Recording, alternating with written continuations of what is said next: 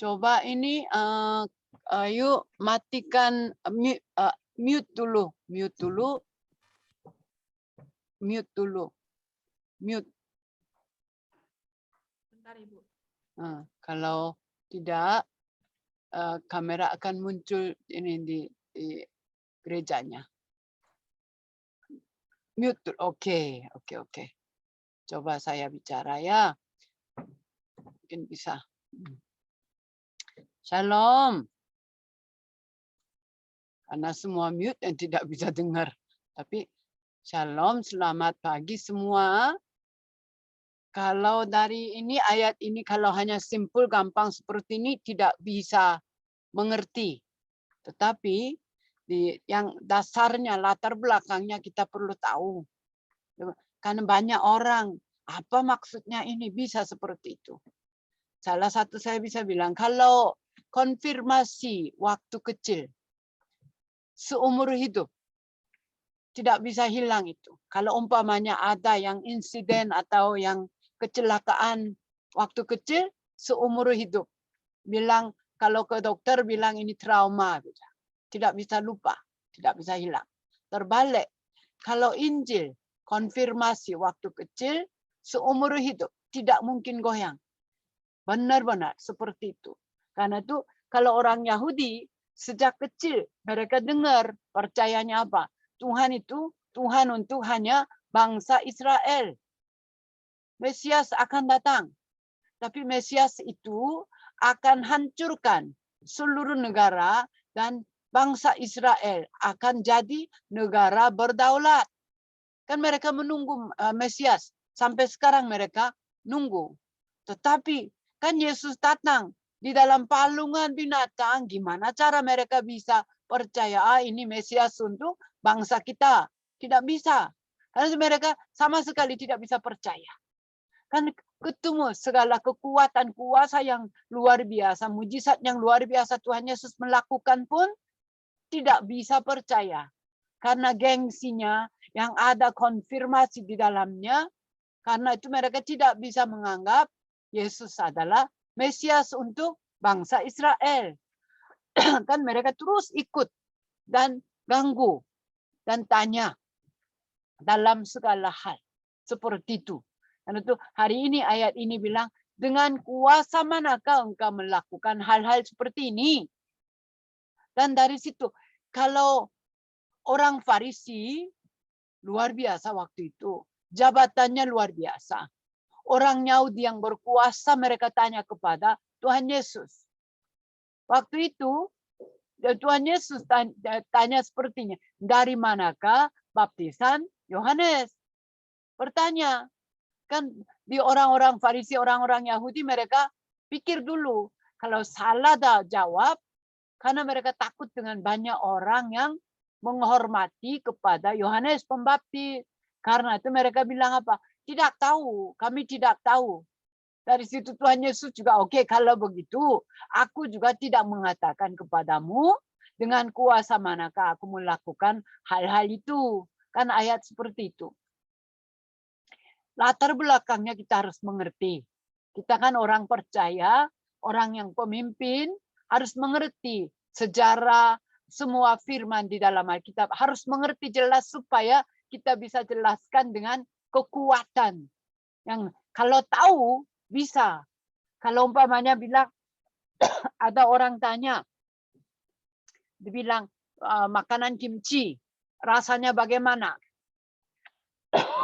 Kalau orang sudah pernah coba, kan bisa bilang, rasa kimchinya seperti ini.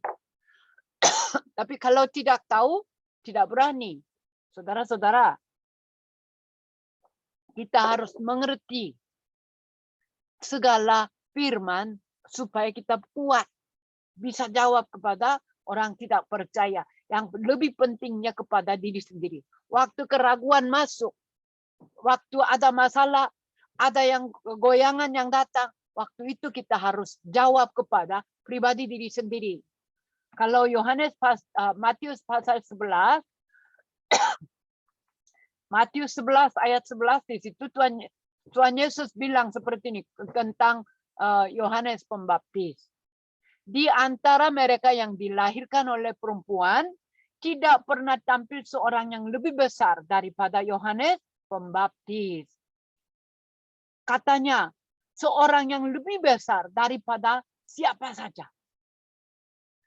Kan kita harus tahu, sebenarnya di orang Farisi yang bertanya, waktu Tuhan Yesus bersama dengan murid-murid atau yang banyak orang, kan di murid-muridnya tanya kepada Tuhan Yesus, kenapa Tuhan kenapa pakai perumpamaan?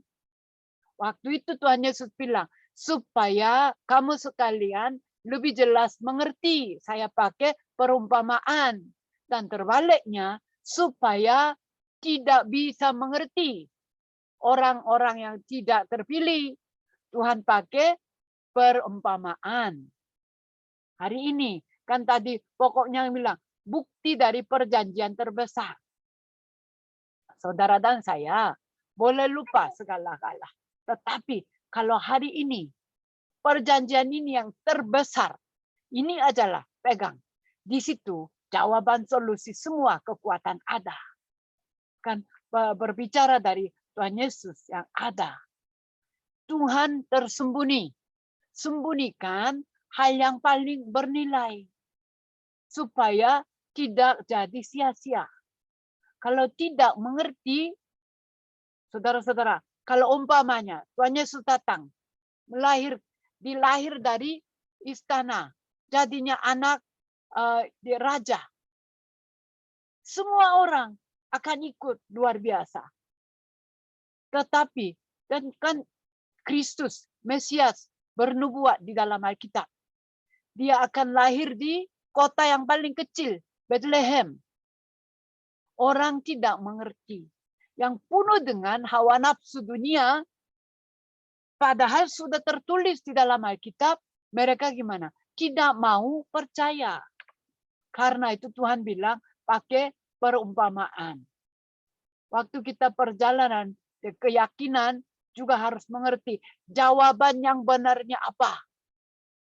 Kalau umpamanya, seperti contoh, seperti Yusuf, dia bermimpi luar biasa, tapi dia jadinya orang dijual di negara yang asing. Kelihatan bagaimana? Ini salah ini, tidak bisa benar. Tetapi sebenarnya itu adalah jawaban yang benar untuk kehidupan dia. Saudara-saudara kita semua sama. Di tengah-tengah perjalanan kita ada yang datang, hal kelihatan jelek, hal kelihatan sangat tidak baik. Tetapi apakah ini adalah jawaban benar supaya saya lebih dekat kepada Tuhan, lebih kuat pegang Tuhan atau tidak? Tersembunyi, saudara-saudara. Harus tahu, melalui kelemahan, Tuhan menguatkan kita. Ini yang kita harus tahu. Saya jelaskan sedikit. Kan tadi kita baca. Kan mereka yang bertanya. Waktu itu Tuhan Yesus bertanya kembali. Dari manakah baptisan Yohanes? Kan mereka orang-orang Yahudi, orang Farisi. Mereka kan mengerti tentang Alkitab. Firman Tuhan. Orang yang pengetahuan tinggi. Karena mereka tidak bisa jawab yang jelas. Karena tahu ini itu. Dari situ Tuhan Yesus juga bilang apa? Jika demikian, aku juga tidak mengatakan kepadamu dengan kuasa manakah aku melakukan hal-hal ini. Kebanyakan orang tidak mungkin mengerti. Waktu Yohanes Pembaptis bertemu dengan Tuhan Yesus, Yohanes bilang, inilah Kristus, inilah Mesias. Kalau latar belakang Yohanes Pembaptis, dia adalah benar-benar imam. Imam yang jelas dari turunan dari Yahudi. Karena itu seorang pun tidak bisa bilang Yohanes adalah bukan imam. Kan imam yang benar dia bilang Yesus adalah Kristus. Kan bilang anak domba Allah yang menghapus dosa dunia. Tuhan Yesus tanya kepada orang Yahudi tentang itu. Kalau mereka jawab, baptisan Yohanes itu tidak ada arti, berarti mereka tidak percaya atau tidak pas dengan firman Tuhan. Dan kalau mereka jika mengakui, gimana? Masalah lain. Kan takut banyak orang di situ. Bukan masalahnya itu. Kenapa Tuhan Yesus bilang, Yohanes Pembaptis adalah seorang yang terbesar di antara semua orang. Tuhan Yesus tidak tanya kepada mereka, apakah kamu sekalian tahu siapakah Yohanes Pembaptis? Tidak. Tuhan Yesus bertanya, dari manakah baptisan Yohanes? Berarti baptisan Yohanes. Tuhan Yesus tanya kepada orang Yahudi, maksud saya, baptisan Yohanes itu apakah salah atau benar? Matius pasal 3 ayat 15 di situ waktu Tuhan Yesus datang, Yohanes Pembaptis bilang apa? Dia adalah anak domba yang pikul semua dosa kita. Kan Yohanes Pembaptis yang tahu seluruh bangsa Israel, dia adalah imam dan dia adalah orang imam yang hak bisa membaptis kepada semua orang. Dan Tuhan Yesus datang kepada dia dan suruh dibaptiskan saya. Yohanes Pembaptis bilang apa? Tidak bisa. Saya tidak ada yang kualifikasi sampai membuka tali kasut pun. Aku tidak layak. Kalau zaman waktu itu, kan waktu tuan rumahnya datang, bosnya datang, biasanya hamba, budak datang dan buka tali kasutnya dan mencuci kaki bosnya. Ini pekerjaan siapa? Pekerjaan budak. Yang perkataan dari Yohanes Pembaptis artinya apa? Saya tidak sampai membuka tali kasut Tuhan. Maksudnya itu. Tetapi waktu itu Tuhan Yesus bilang apa? Biarlah hal itu terjadi. Karena demikianlah sepatutnya kita menggenapkan seluruh kehendak Allah. Dan Yohanes Pembaptis menurutinya. Dan waktu itu langit terbuka dan dia melihat Roh Allah seperti burung merpati turun ke atas Tuhan Yesus. Pertanyaan tadi, di manakah baptisan Yohanes itu artinya itu tentang baptisan itu. Kenapa Tuhan Yesus minta dibaptis oleh Yohanes Pembaptis? Sebenarnya terbalik, Yohanes harus dibaptis oleh Tuhan. Kalau kita tidak mengerti perjanjian lama, ini bingung, tidak bisa mengerti. Kalau bangsa Israel, ada yang di acara yang paling penting kepada seluruh bangsa Israel. Seluruh suku-suku mereka melakukan. Mereka yang ada yang hari yang khusus diminta ampuni dosa seluruh bangsa. Waktu itu imam dan ditusuk di anak domba dan keluarkan darah. Dan imam meletak tangan di atas domba dan bilang, segala kutuk, segala dosa, segala musibah saya dari bangsa saya taruh di atas domba ini. Mereka melakukan. Ini seluruh bangsa Israel tahu. Dan ini kata-kata. Imam berkata seperti itu. Karena itu waktu Tuhan Yesus dibaptis oleh Yohanes Pembaptis, artinya apa? Segala dosa, musibah, kutuk taruh di atas Tuhan Yesus. Ini baptisan yang melakukan kepada Tuhan Yesus. Baptisan saudara dan saya beda. Kita kan melalui baptisan gimana? Kami percaya mengaku pengakuan, dosa saya sudah dihapus oleh Tuhan Yesus. Tetapi waktu Yohanes Pembaptis melakukan baptisan kepada Tuhan Yesus, artinya apa? Kami taruh segala dosa, kutuk, musibah di atas Tuhan Yesus. Mengerti, saudara-saudara? Musibah tidak bisa hilang. Bencana tidak bisa hilang. Dan raja yang hancurkan kepala setan. Dan membuka jalan bertemu dengan Tuhan. Karena itu benar-benar baptisan yang Yohanes Pembaptis melakukan kepada Tuhan Yesus. Ini arti dia pengakuan. Bukti, tanda-tanda Yesus adalah juru selamat. Sebagai imam, sebagai raja, sebagai nabi. Kan dunia gimana? Tidak mengerti. Karena tidak mengerti mereka terlihat lucu itu. Tidak penting. Makanan, minuman lebih jauh penting.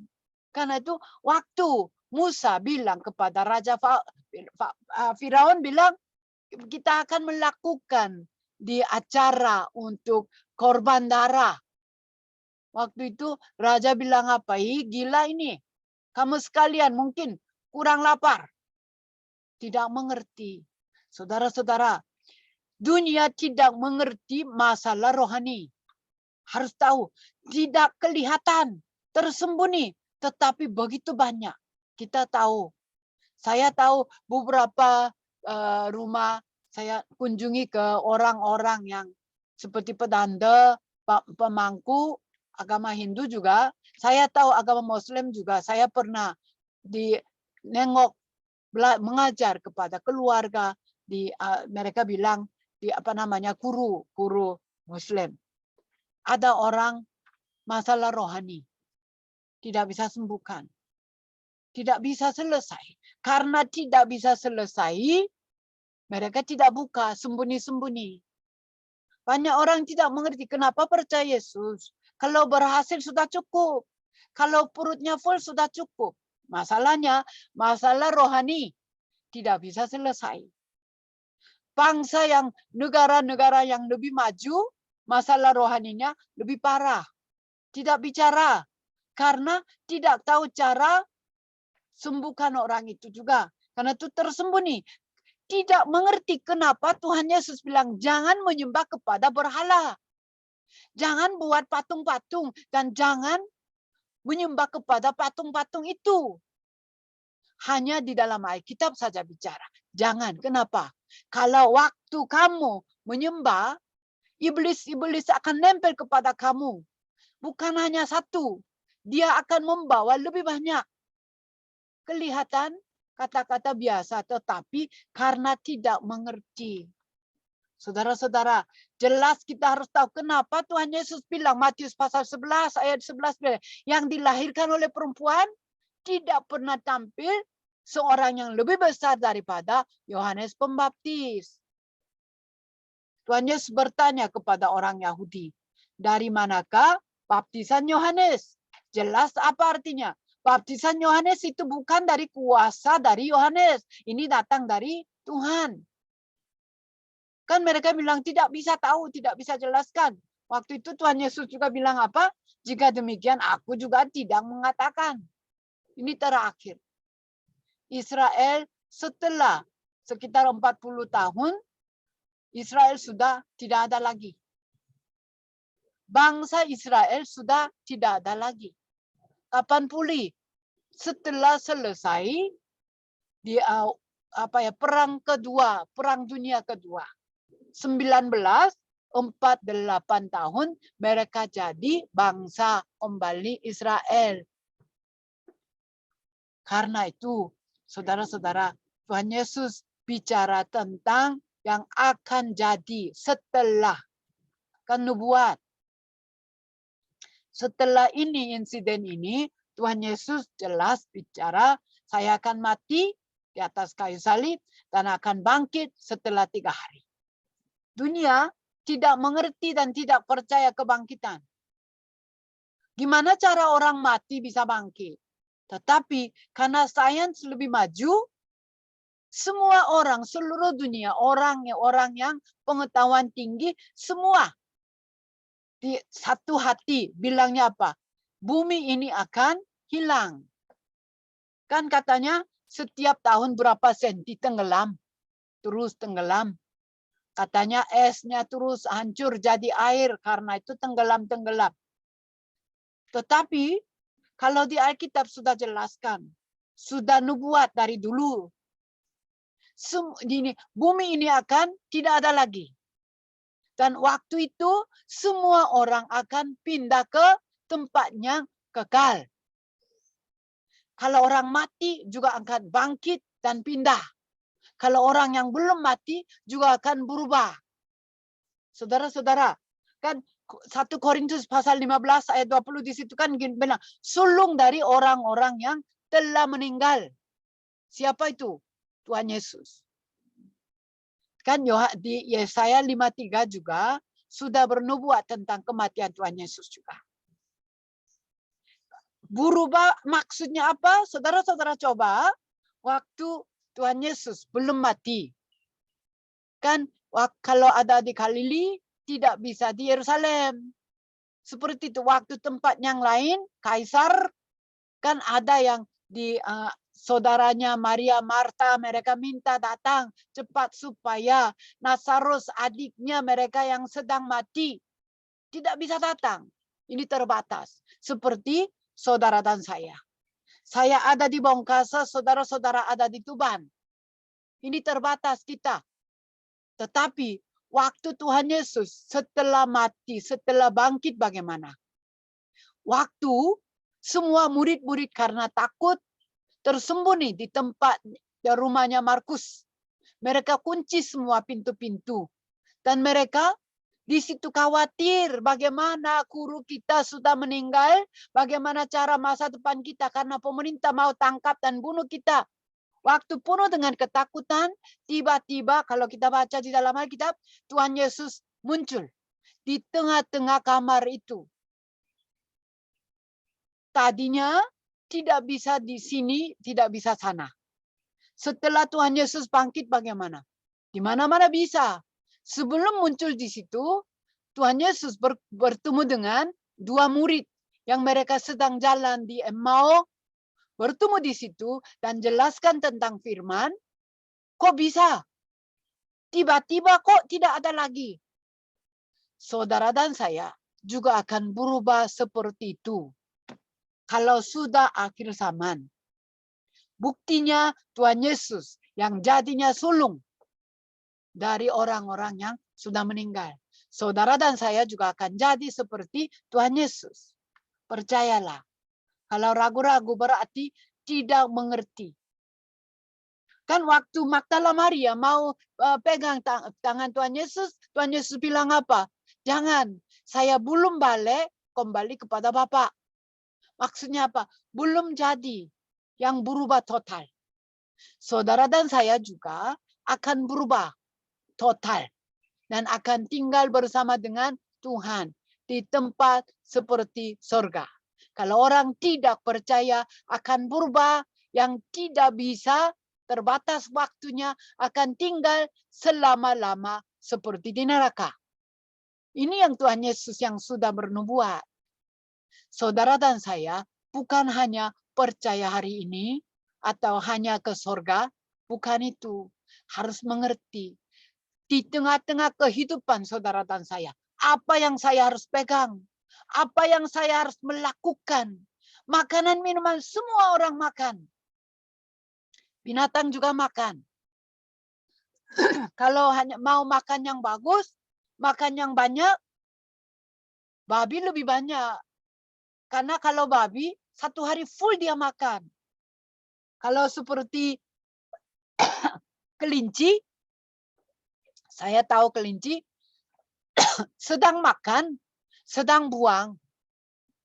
1 hari full, kelinci tetap makan. Berarti saudara dan saya bagaimana? Tidak seperti mereka.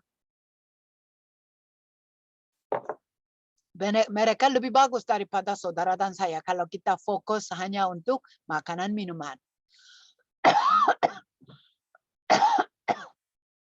Kita harus membuka mata rohani. Penyakit rohani sama sekali tidak bisa sembuhkan. Kalau penyakit fisik bisa. potong, jahit, patah, diganti, bisa. Tetapi masalah rohani bagaimana? Tidak bisa. Hanya oleh Kristus. Karena itu saudara dan saya harus mengerti. Harus bantu mereka, harus pulihkan mereka, harus sembuhkan mereka. Kalau tidak melakukan hal itu, gereja tidak perlu. Karena gereja orang Yahudi tidak melakukan hal itu, Tuhan izinkan, Tuhan hancurkan bait Israel, bait Yerusalem, tempat ibadah Yerusalem yang begitu bagus, dan hancurkan. Kelihatan Romawi yang hancurkan, tetapi Tuhan izinkan. Kenapa?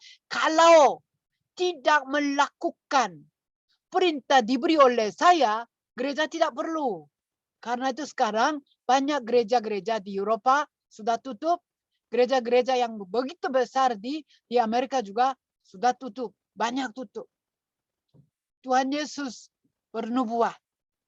Saudara-saudara, benar-benar kita orang yang mengerti kekuatan Tuhan, kita harus melakukan supaya bisa jadi top.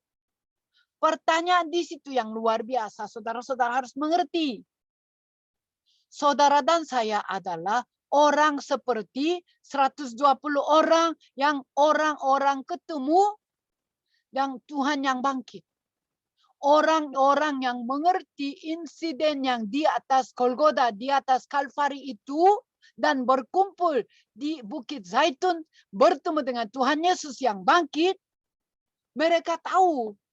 Karena itu mereka tahu apa yang perlu lakukan. Kerajaan Allah. Karena Tuhan Yesus menyatakan tentang kerajaan Allah selama 40 hari, mereka mengerti apa yang saya harus melakukan. Seluruh dunia pemulihannya apa, melalui apa. Benar-benar harus tahu merdeka yang benar adalah apa. Kita harus kasih tahu doa yang benar adalah apa. Bukan makanan minuman. Bukan yang hormatan, bukan yang gereja besar. Benar-benar saudara dan saya harus mengerti. Orang-orang itu berkumpul di tempat Markus.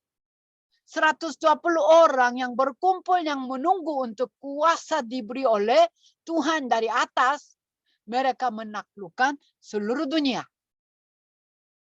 Seorang yang pengetahuan yang tinggi, seorang yang luar biasa, hukum Taurat juga sudah jelas, dia tahu semua, satu orang ini mengerti. Dan muncul adalah Paulus. Paulus adalah orang Farisi, maunya artinya dia melakukan segala hukum Taurat yang perintah dari Musa, dia melakukan. Dia pengetahuan juga begitu tinggi. Kalau bilang ganti sekarang seperti ada dia punya dokter PhD itu beberapa gitu. Tapi dia bilang apa? Ini tidak penting. Semua ini seperti saya anggap seperti sampah. Karena dia lebih mulia mengetahui tentang Kristus. Saudara-saudara, waktu Tuhan Yesus bersama dengan orang Farisi, pertanyaan dari orang Farisi, mereka tidak mengerti, tidak tahu tentang nilai Kristus. Sekarang juga sama. Tetapi Paulus jalan. Setelah dia mengerti, dia jalan dan jelaskan tentang Kristus dari situ. Kalau di kisah pasal 19 di situ, banyak orang yang ada masalah rohani. Banyak orang kena dengan roh jahat.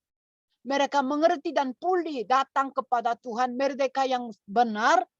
Mereka katanya berkumpul buku-buku itu ya dan bakar. Kan waktu itu kan buku kan bukan dengan seperti kertas sekarang. Waktu itu kan ditulis di atas kulit. Kan bilang papirus. Mahal.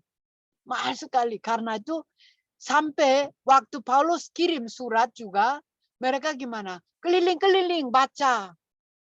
Bukan seperti sekarang baca dan hilang. Bukan. Seperti itu. Tapi mereka berkumpul katanya bakar semua. Itu mahal sekali.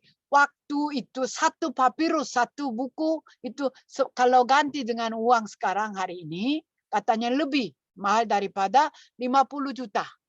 Mereka kumpul banyak seperti gunung. Dan mereka katanya bakar. Setelah mengerti merdeka yang benar. Setelah mengerti Injil yang benar. Saudara-saudara, jelas harus mengerti saudara dan saya. Kenapa ada di dunia ini? Kenapa saya beribadah hari ini? Kenapa saya datang kepada Tuhan? Kenapa saya mengaku Yesus adalah Kristus? Yang lebih jauh penting. Sebagai bangsa Israel kan yang terpilih oleh Tuhan. Semenjak Tuhan panggil Abraham. Kenapa mereka jadi bangsa yang pengembara? Sampai hampir 20 sekian negara mereka harus pergi. Tidak bisa tinggal di Israel. Mereka masuk ke rumah di negara-negara yang kuat. Seperti Rusia. Banyak orang Yahudi ada di situ. Amerika banyak. Mulainya dari Eropa masuk ke situ.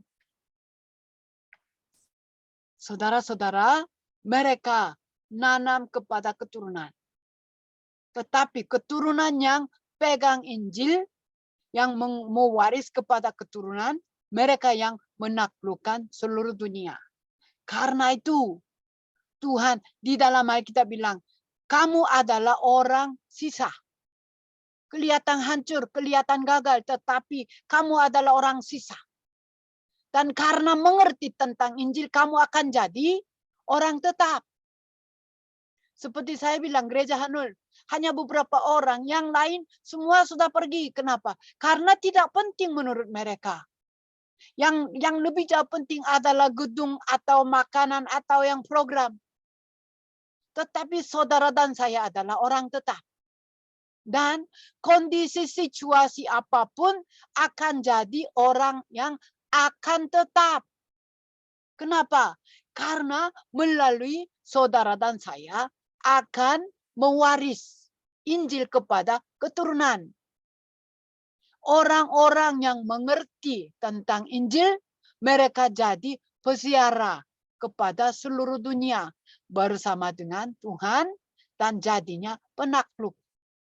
Karena itu, kehidupan saudara dan saya hari ini harus berubah. Permulaan supaya kita bisa jadi orang kehidupan seperti mereka. Bisnis juga, gereja juga, kita harus melakukan seperti itu. Karena seluruh dunia sekarang mereka sedang hancur karena masalah rohani yang berat. Karena itu saudara dan saya sebagai pribadi, sebagai gereja, sebagai pemimpin rohani di gereja, pemimpin rohani di daerah, pemimpin rohani di keluarga, kita harus buatkan platform supaya siapa saja kalau ada masalah bisa datang.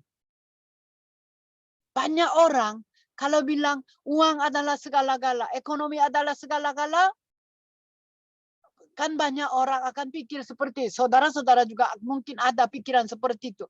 Tetapi kalau tidak ada bejana yang bisa kontrol, itu akan jadi beban besar. Seperti umpamanya, ada yang orang bawa dan dikasih triliun. Kalau saudara-saudara tidak bisa kontrol, nanti bagaimana? Masalah lebih besar datang, harus masuk ke penjara, bisa jadi seperti itu. Betul-betul harus tahu. Karena itu lebih bagus, dapat kaji aja.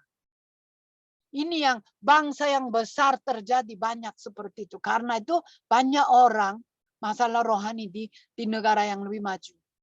Karena itu saudara-saudara harus tahu, siapa saja kalau ada masalah bisa datang kepada saya supaya saya bisa membagi solusi atau obat yang benar atau cara yang sempurna. Karena itu kita harus jadi menara pengawas rohani di mana-mana berada dan harus berdirikan tajamkan antena rohani. Kita harus mengerti. Kan mereka tanya, di manakah baptis, di manakah melakukan ini dengan kuasa dari apa? Waktu itu Tuhan Yesus bilang, di manakah baptisan Yohanes? Kalau tidak mengerti orang yang hanya fokus tentang makanan minuman, tidak ada berguna, tidak ada nilai. Saudara-saudara, kita harus berdirikan gereja. Gereja yang benar. Saya selalu bilang, saudara dan saya adalah gereja. Kita harus jadi gereja yang benar. Mengerti tentang baptisan yang Yohanes Pembaptis melakukan kepada Tuhan Yesus. Karena Yesus adalah Kristus. Karena Yesus adalah nabi yang benar, imam yang benar, raja yang benar. Saudara dan saya harus pegang yang mana benar. Tuhan tahu yang mana benar. Hati kita. Yang lebih jelas, tidak perlu sampai ke Tuhan. Setan lebih jelas tahu apa saudara dan saya pegang. Di dalam saudara dan saya apa ada. Kan ada yang banyak ditipu oleh diri sendiri juga ditipu. Melalui kerajinan. Oh saya tidak. Motivasi gimana? Nama saya di depan Tuhan. Hari ini saya akan bicara. Harus pulihkan diri sendiri. Tidak perlu bicara yang lain. Diri sendiri, saya. Pegang firman. Benar-benar firman Tuhan, perjanjian Tuhan yang diberi oleh Tuhan, yang perjanjian yang terbesar. Juru selamat, Yesus adalah Kristus. Harus kepada diri sendiri. Karena itu mulailah dari hari ini. Coba minimal hari ini, 1 hari. Karena hari Sabat, hari Tuhan. Kan bilang, harinya Tuhan. Kalau harinya Tuhan, cobalah fokus kepada Tuhan. Pegang firman hari ini, dan cobalah melakukan doa yang dalam. Mungkin 1 hari, coba bicara dengan suami istri, dengan teman-teman, dengan anak. Coba forum tentang perjanjian. Tuhan Yesus berjanji apa? Tuhan Yesus akan melakukan apa? Rumah tangga ini untuk apa? Kehidupan kamu untuk apa? Masa depan kamu untuk apa? Belajar di sekolah untuk apa? Cobalah forum tentang perjanjian.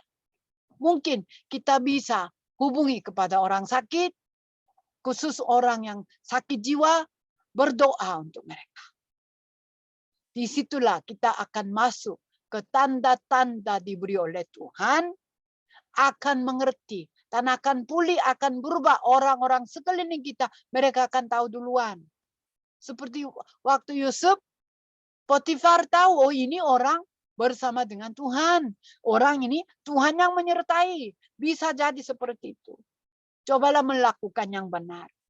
Harus menerima kasih karunia dari Tuhan. Dan melalui tanda-tanda bukti diberi oleh Tuhan, banyak orang akan datang kepada Tuhan melalui saudara dan saya.